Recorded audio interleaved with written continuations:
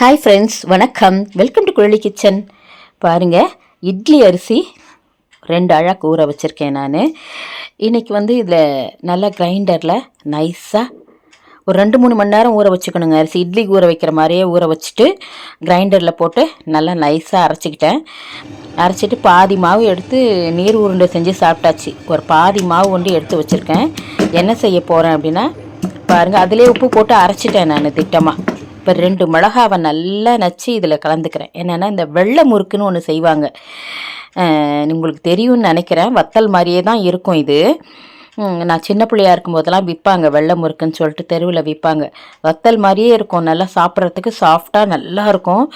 அது இன்றைக்கி செஞ்சு பார்க்கலாம் அப்படின்னு சொல்லிட்டு தாங்க கொஞ்சோண்டு மாவு எடுத்திருக்கேன் நான். ஒரு அழாக்கு மாவு இருக்கும், உப்பு இருக்குது திட்டமாக. அதில் 2 பச்சை மிளகா இடித்து போட்டிருக்கேன், அவ்வளோதான். இதை நல்லா மிக்ஸ் பண்ணிக்கணுங்க. சூப்பராக இருக்குங்க இந்த முறுக்கு. சும்மா வெறும் வாயிலே சாப்பிடலாம். இதை பொரிச்ச முறுக்கு சொல்லுவாங்க, இல்லாட்டினா வெள்ளை முறுக்குன்னு சொல்லுவாங்க. வெள்ளை கலராக இருக்கும், நல்லா சூப்பராக. இதை நான் இன்னொரு வத்தல் கூட போட்டிருக்கேன், வீடியோ போடலை. அது கொய்யாத்தழை வத்தல்னு சொல்லிட்டு, அதுக்கும் இதே மாதிரி தான் செஞ்சுட்டு கொய்யாத்தழையில் அப்படியே தடவி வேக வைக்கணும். இட்லி பானையில் வேக வைக்கணும். இது என்ன செஞ்சுருக்கேன், இந்த மாவு அப்படி கையாலேயே ரவுண்டாக போட்டுக்கலாம், முறுக்கு மாதிரி. கொஞ்சம் போட்டேன், அப்புறமா முறுக்கு அச்சியில் போட்டு கூட நம்ம இது மாதிரி ரவுண்டாக போட்டுக்கலாம். நம்ம இஷ்டம்தான். அது சும்மா ரவுண்டாக வர்ற மாதிரி ஷேப்பாக மெல்லமாக போட்டு ஒரு துணியில் போடும்போது அந்த ஈரம்லாம் இழுத்துக்கும். அப்புறமா நம்ம இழுத்தோம்னா அழகாக கையால் வரும். பாருங்கள், இப்போ அதான் நான் கையால் ஒரு 2-3 முறுக்கு தான் போட்டேன். அதுக்கப்புறமா நான் முறுக்கு அச்சியில் போட்டு கடன்னு அப்படியே ரவுண்டாக போட்டு ஒரு 2 நிமிஷம் வச்சாலே போதும். அதில் இருக்கிற ஈரமெல்லாம் அந்த துணி இழுத்துக்கும். ஒரு வெள்ளை துணியில் போட்டு வச்சோம்னா அது இழுத்துக்கும். அப்புறமா அதை அப்படியே எடுத்து நம்ம என்ன செய்யணும், இட்லி பானையில் இட்லி வேக வைக்கிற மாதிரி. ஆனால் சீக்கிரமாக வெந்துடும். சும்மா ஒரு 3 நிமிஷம் 4 நிமிஷம் தான். 3 நிமிஷம் இருந்தாலே போதும்.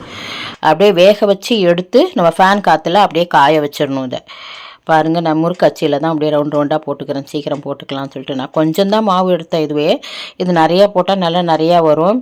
மெல்லிசாச்சு போட்டு ரவுண்டாக போட்டுக்கலாம். நம்ம முறுக்கு மாதிரியே போட்டுக்கலாம், இல்லை முறுக்கு போடுற மாதிரியே கூட போட்டுக்கலாம். நான் ரவுண்டாக போட்டேன், ஏன்னா இப்படி தான் விற்கும், நான் பார்த்துருக்கேன் சின்ன பிள்ளையில் இருக்கும்போது. அது மாதிரி செஞ்சு பார்க்கணுன்னு ஒரு ஆசை. அதனால் நான் இந்த மாதிரி ரவுண்டாக முறுக்காக போட்டுக்கிட்டேன் நான். இதை போட்டு பாருங்கள், கொஞ்ச நேரத்தில் அப்படியே எடுக்க வருது பாருங்கள். இந்த தண்ணியெலாம் அந்த துணியில் இழுத்துக்கும், அப்படியே அழகாக வந்துடும். அதுவே நான் கட்டியாக தான் அரைச்சிருந்தேன், ரொம்ப தண்ணியாலாம் இல்லை. இந்த மாதிரி எடுத்து வச்சு வேக வச்சு எடுத்தோம்னா அப்படியே ஃபேன் காற்றுல போட்டுட்டு, ஆனால் அதுக்கப்புறம் என்ன செய்யணும், ஒரு 2 நாள் வெயிலில் வச்சோம்னா நல்லா சுக்காக காஞ்சிடும். நல்ல வெயில் வச்சா ஒரே நாள்லேயே காஞ்சிடும்னு வச்சுக்கோங்களேன். ஏன்னா இது வேக வச்சது தானே. இது வேக வச்சுட்டு வெயிலில் காய வச்சோம்னா நல்லா காஞ்சிடும்.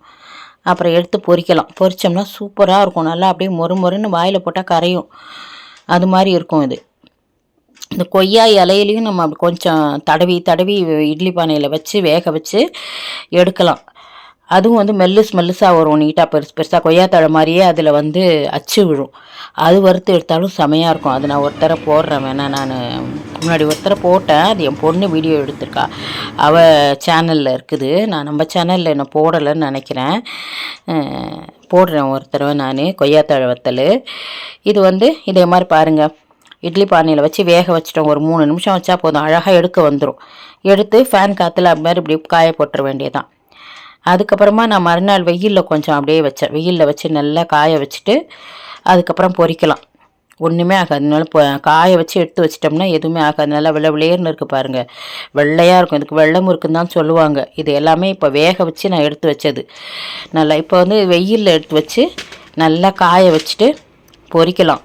நான் பொரித்து பார்த்துருக்கேன், ஒரு 4-5 பொரித்து காமிச்சிருக்கேன் உங்களுக்கு. அப்புறம் மீதி திரும்பவும் நான் வெயிலில் வச்சுருக்கேன். நல்லா காய வச்சு எடுத்து வச்சோம்னா பூச்சி வராது. எதுவும் கொஞ்சம் தான் இருக்குது. இது ஒரு 25 அளவுக்கு தான், 25 முறுக்கு அளவுக்கு தான் போட்டிருக்கேன். இருந்தாலும் போட்டு பார்த்தேன், நல்லா தான் இருந்துச்சு, சூப்பராக இருந்துச்சு. இது நீங்களும் செஞ்சு பாருங்கள். உங்களுக்கு பிடிச்சிருந்தா குழலி கிச்சன் சேனலை like, share, comment and subscribe my dear friends. பாருங்கள், இது ஒரு 4-5 பொரித்து பார்த்தேன், ரொம்ப சூப்பராக இருந்துச்சு. நல்லா கரையும். அது வேக வச்சு திரும்பி நம்ம காய வைக்கிறதுனால சாஃப்டாகவே இருக்கும்.